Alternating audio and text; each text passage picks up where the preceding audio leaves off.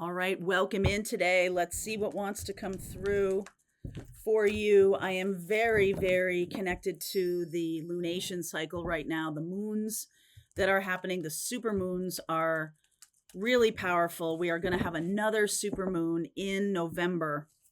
Okay, that's in Taurus. And that super moon, I feel like it's November 15th in that arena. Okay, in that area. First, we have a new moon, 1st of November. We are going to have Mars opposite Pluto. That 1st through the 3rd of November is going to be a very powerful time energetically. And then later in the month, the super moon again happening in Taurus. This is about building new kinds of stability and security and letting go of things that are no longer stable and secure. All right. So this is about an ability to accept change, accept differentiation in the world. And let's see what wants to come through, especially regarding the divine feminine. Divine feminine energy is rising, and the ability to accept that is going to be a really important thing for the end of 2024 and into 2025. So let's see where we're going here. Co-create, orphaned. Yeah. Change in the wind. Change in the wind. Divine feminine energy, really loud here. And I feel like this is something that we're coming out of a time when it's sort of like an every man for himself time period. Divine feminine is leading that change. All right, a change in the wind here, and this beautiful energy of a fairy. I'm talking about that on my my Pathfinder group today. We're talking about the energy of the fairies, the energy of the elementals, and how we are. That is like an elevation into the 4D, right? It's just like just beyond our awareness. If we're living in 3D experience, if we're living in that heavy density, we're really not seeing the fairies or the gnomes or any other earth entities. But the planet is being flooded with 4D energy. So some of you may, as you're opening up to your gifts, you may have more interaction with those elemental beings. And also, if you're feeling energetic shifts, like when I'm talking about planetary shifts, if you're really feeling the difference when Pluto goes into Aquarius, November 19th, if you're really feeling it, all you have to do is go back, look at the beginning of this year from January through September 1st. This whole year we have had Pluto in some stage of Aquarius, right? It was in Pluto and Aquarius into the spring, and then the retrograde happened and it went back into Capricorn. September 1st, it stayed at 29 degrees. It's going to go direct, and it's going to move into Aquarius again for good for the next 20 years. On the 19th of September, 20th of the sorry, November 19th, November 20th, not September. I've been really feeling called to do a series of videos around what it's going to mean for each house. All right. So wherever you have Aquarius in your birth chart, y'all have it. Every single one of you has it. And whatever house that's in is the one that's going to be most impacted by the shift. So moving from Capricorn into Aquarius, that's the part of your chart you really need to look at to determine your own experience of this. And so I'll do a series of videos helping you navigate that and understand what that energy shift is. This does feel to me that there's been a lot of in the every man for himself kind of energy that we've been living in for quite a while. The divine feminine, the rise of the divine feminine is going to bring about a more of a unity consciousness, that we are all responsible for each other, that we are all connected to each other. And that is going to become very loud in 2025. Okay, so the shift this summer when the candidate became a female for one of the parties, is a massive 3D expression of the rise of the divine feminine in the world. And you don't have to be a female for that to happen. It could have just been energetically more aligned, right? And there is more alignment for that on the planet. So I feel like I'm speaking to a group of divine feminines here, a collective of divine feminines who are really rising in the world, or will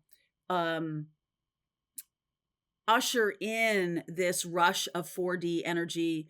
The time, if you have been feeling timelines all kind of cattywampus on you, or changes that, suddenly, weeks disappear, right? All of a sudden we're we're almost to the end of October.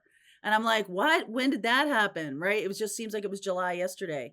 So if you're having some kind of timeline jumping around, or if you're in your dream time, you're jumping around. I went back into a time. It was very much an astral travel experience that I was having in my deep dream state last night, and friends from college were there and all kinds of stuff. And there's a different quality to the dream when it's an astral travel, or when it's a timeline jump or something like that. There's a different quality to it.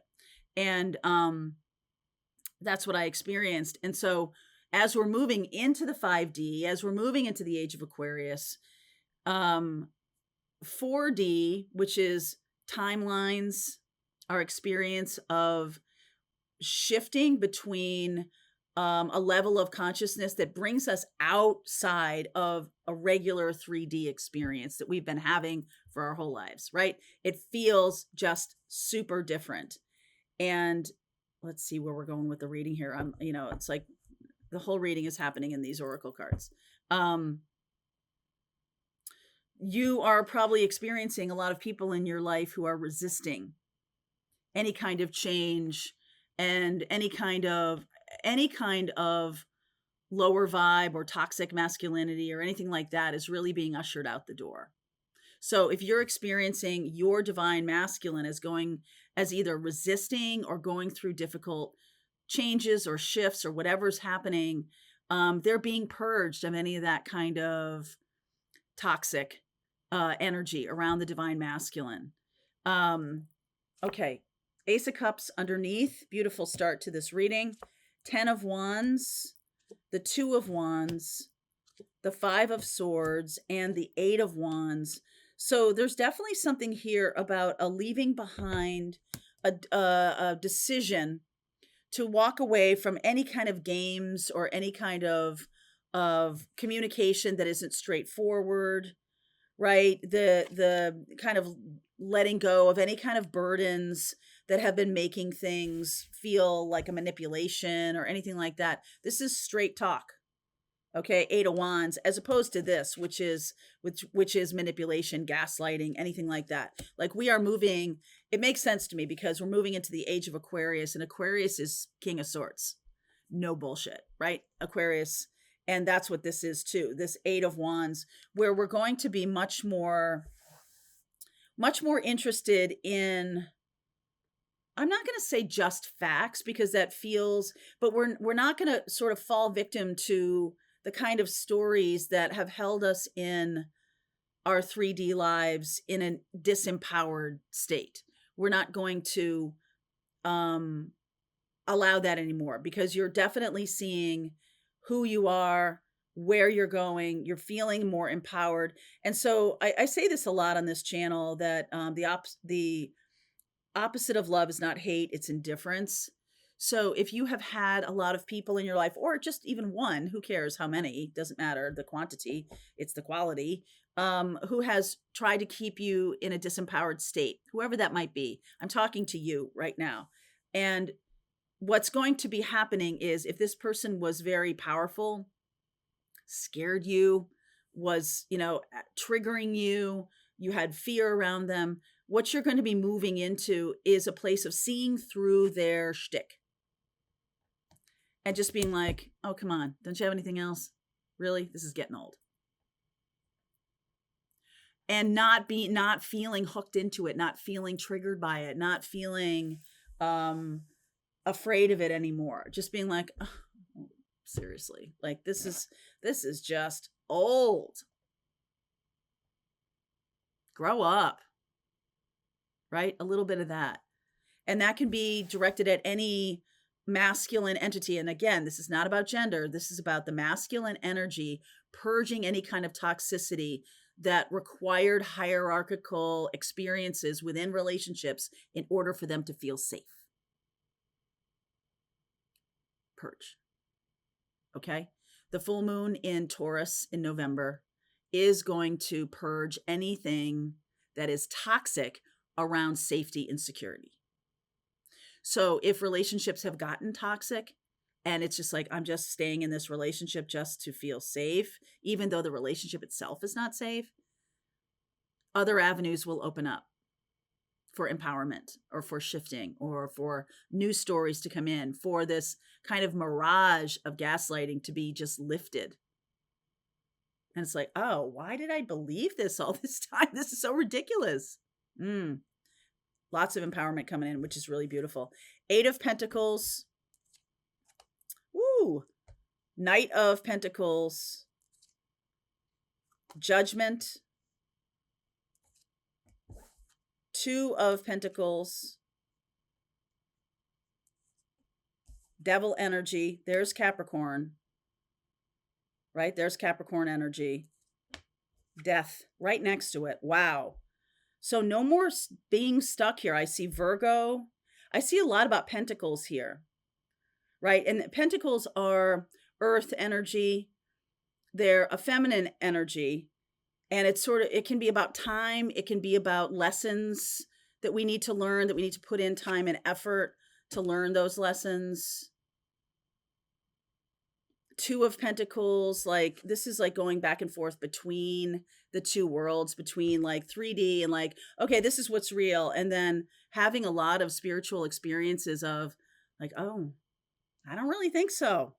I don't really think this is real. I think this is just a mirage. This is just a lot of gaslighting. This is a lot of what people want me to believe because it keeps me disempowered. Okay. And I feel like this is a very powerful combination of cards with the Judgment card here and the Devil and the Death. The end of this kind of keeping people down, keeping people in a state of subservience, because that's this is very hierarchical. And of course, Pluto is about slow and abiding transformation that brings about long-term change that sticks, not something that's just like a fad. Okay. And then the Death card here showing up. Wow. 6 of Pentacles. This is kind of like every man for himself. And this is a little bit hierarchical too. When you're looking at this is maybe traditional religion and how it's sort of like can only come through another person or a priest or a minister or something like that.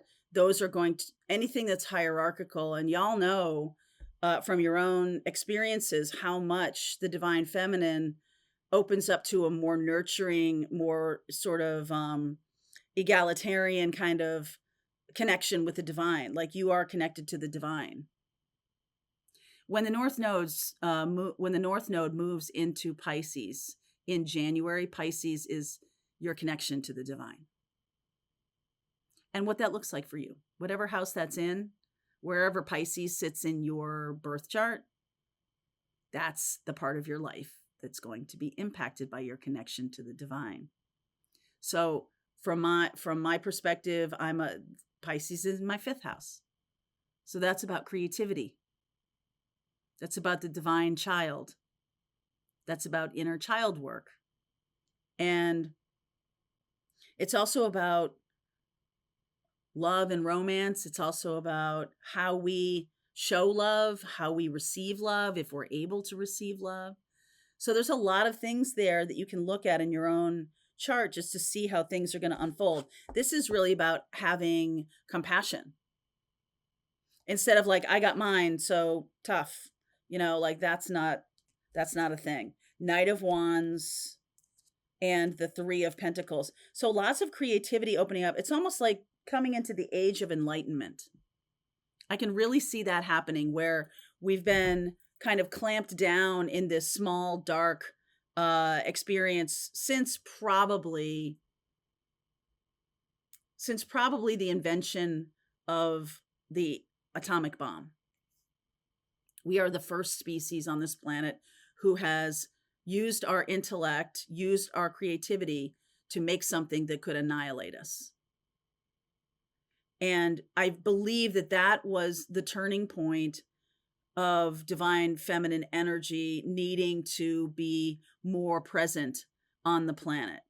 In any absence of that, and I talk about this a lot of times whenever I see the emperor, that there's a difference between a divine masculine energy that has the capability of being sort of a loving parent, someone who encourages, someone who protects, really does not like keeps you. The toxic masculinity is about, I need to keep you in this place so I don't feel threatened. That's going away. Okay, that is going away. And I feel like this is about collaboration in an age of enlightenment.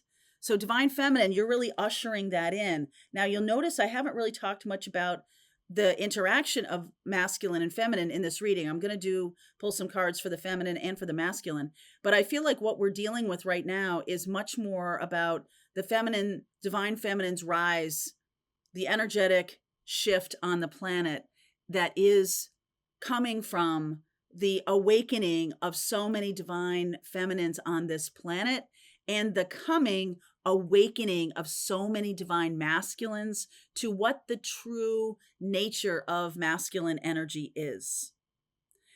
And that is, the supermoons are activating that. You're going to see that more in 2025, a lot more in 2025. It is going to be, you are going to get phone calls and emails and texts from people who are all of a sudden awakened. Because I know my job, and we've talked about this for many years, is about, if you're ever resonating with a reading I'm doing, I am not telling you anything you don't know. This is about you remembering. This is about you opening up to your own intuition. This is about you going, yeah, that resonates with me. It's your intuition, right? It's your internal process that is being activated. And that's really what readings do. It's sort of like helping you to remember who you truly are. All right, let's look at divine feminine right now. Whoopsie, there we go. Any information right now for the divine feminine, please? As we're in this shift, we're in this change to this age of enlightenment. This is Sagittarius energy, and Sagittarius energy, I've been talking about this for a few days. We're into Scorpio time, and when we get into Sagittarius time, this is about pulling back your bow and shooting for the future. What is it you're wanting to create in this life, or what is it you're here to create? What is showing up for you? So messages for the divine feminine right now.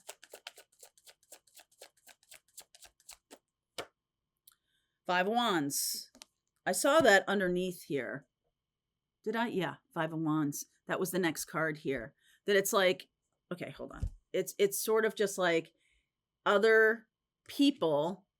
10 of Swords, 3 of Swords, and the 7 of Wands. It's almost, look at this. This is what it is. You see how she's there and she has her cloak around all of those children. This is what the divine feminine is doing, is really healing the hearts. Okay, healing the hearts of all of us and aligning, like this is the struggle that we're existing in right now. Okay, this is the struggle that's happening. 5 of Wands, the sun. Divine feminine energy shining the sun on all of us. Magician, Moon, there it is. Moon, Knight of Wands, Ace of Cups, again the Ace of Cups.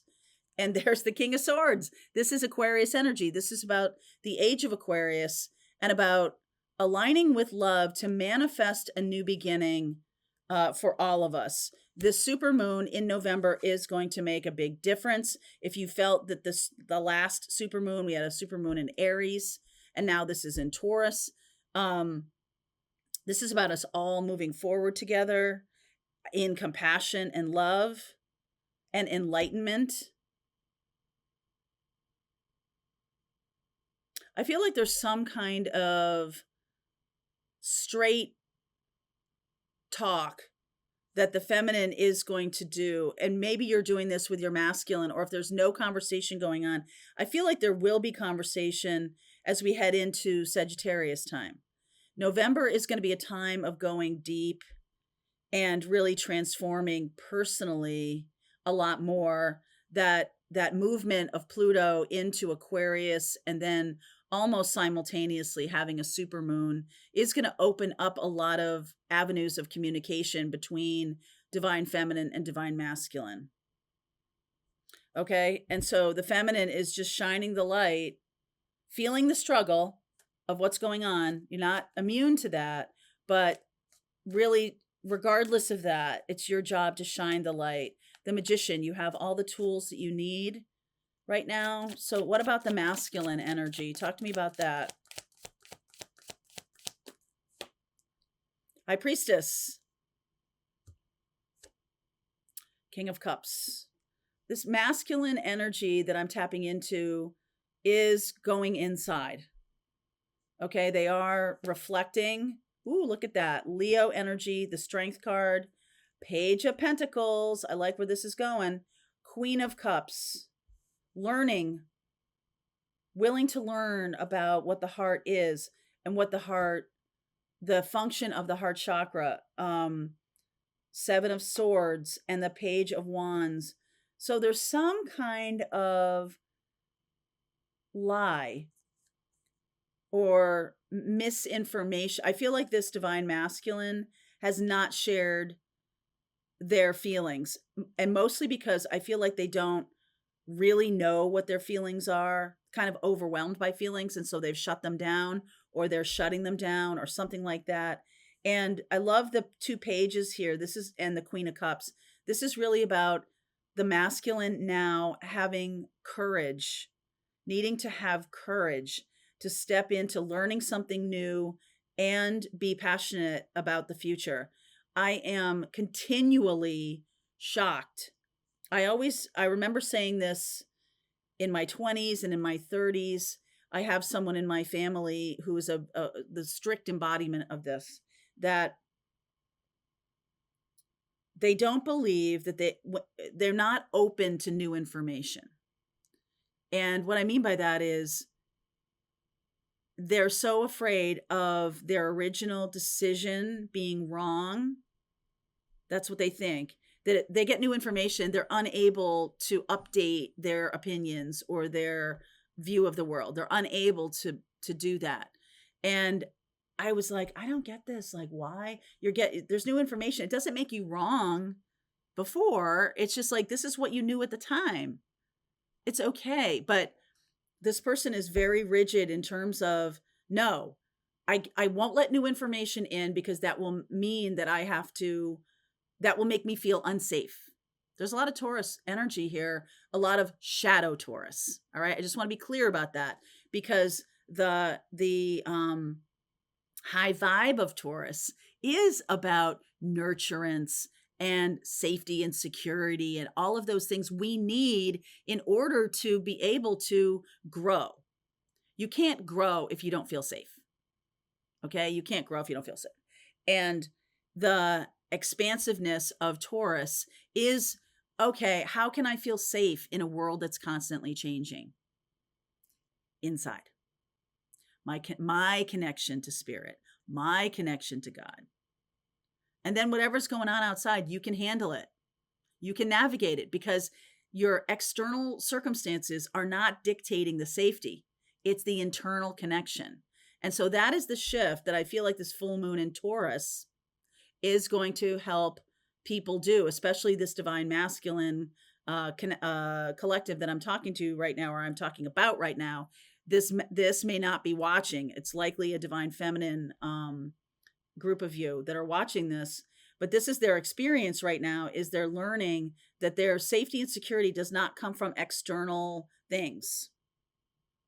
Whereas that is what their whole life has been based on, that how much money I have in the bank. And this can be your divine masculine energy inside you too, that you can always have felt like, well, as long as I have this much money in the bank and I have this, set up, and this is set up, and this is set up, then no matter what happens in the world, I'll be safe. When in fact, it's really the world itself is changing so much right now that that's not where safety lives. That's not what it's about. It's needing to change. Okay, we must find safety and security inside ourselves. And that is a transformation here. This Seven of Swords,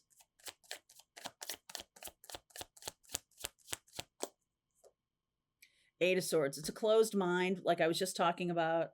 Four of Wands, becoming a prison, Hanged Man, and the Seven of Wands. So this is more, okay, so look at this. So in order to get to something that is joyful and that is stable and solid, Four of Wands is very stable and solid. A four, like with four legs and a table, that's stable and solid. But there's a mindset that like, no, I can't change my opinions. I can't see new information. He's blind or she's blindfolded, and you see like not really very securely tied, but in her mind, there's no escape, right? There's no movement out of this. And I feel like even being offered some kind of nirvana or some kind of extremely powerful, lovely, joyful, compassionate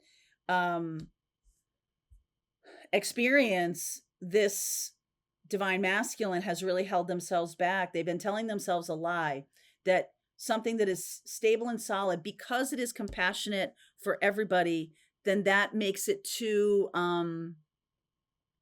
unstable. Okay. And this Hanged Man energy is about enlightenment. So divine masculine is moving into enlightenment. And it's because they've stopped telling themselves a lie. This is pretty flimsy. I got to tell you, like for something that has endured for their entire existence on the 3D planet, this feels kind of flimsy to me. It's beliefs, it's thoughts that became beliefs, and because of their cultural surround or their family belief systems or their religious or whatever it is, it's calcified into a conviction. A lot of us will be looking at our own belief systems, questioning them. Sagittarius time, right? Belief systems, we're questioning them. And people do question belief systems. They hardly ever question convictions, because convictions are seen as truth. But you guys in the spiritual path, divine feminines, our job is to be truth tellers. And that has come with a lot of danger in the past. Danger, lack of security, lack of stability. I mean, look at what they did to Mary Magdalene. So it's one of those things. But once you see it, once a divine masculine sees it, then there's a sense of opening up with the divine masculine, where there's a sense of slaying the dragon, or seeing all of these falsehoods or convictions or things that are just believed in that don't really have a basis, that are making you less safe.